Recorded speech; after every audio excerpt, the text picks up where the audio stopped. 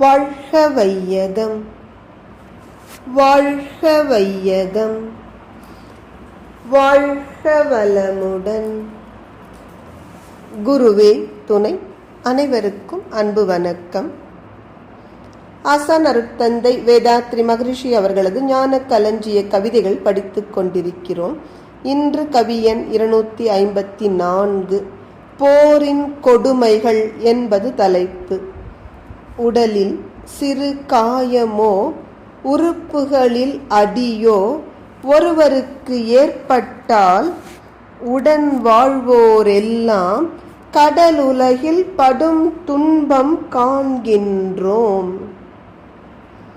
போரில் கணக்கின்றி கனப்பொழுதில் மக்கள் மடிகின்றார்.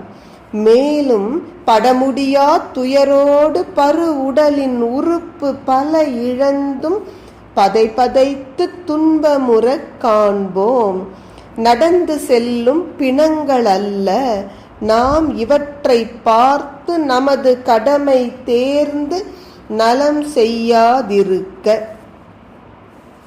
அருட்தந்தை போரின் கொடுமைகளை படம் பிடித்து காட்டுகிறார். இந்த உலகில் நாம் காணும் காட்சி என்ன? நம்ம கூட இருக்க ஒருத்தருக்கு ஒரு சின்ன காயமோ ஏதோ ஒரு அடியோ பட்டுட்டா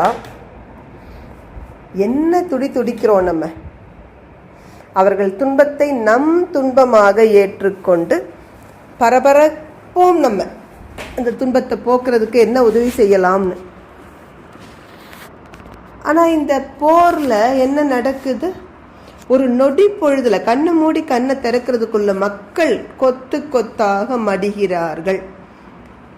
இறந்தவர்களே பரவாயில்லை என்று சொல்லும் அளவிற்கு ஒரு கையை இழந்து, கால் இழந்து, கண்கள் இழந்து, இப்படி எத்தனை துன்பம்.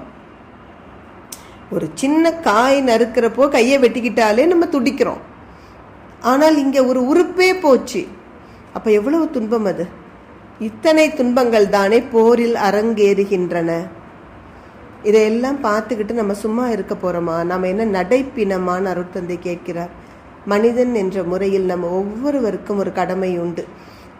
இந்த பூமி பந்தில் போர் முற்றாக ஒழிக்கப்பட வேண்டும் என்று எண்ணத்தையாவது நம்ம வலுவா போடலாம் இல்லையா?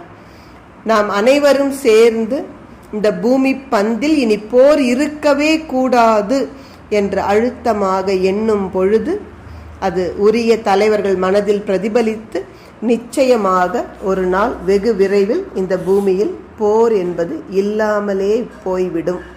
நன்றி. வாழ்க வளமுடன்.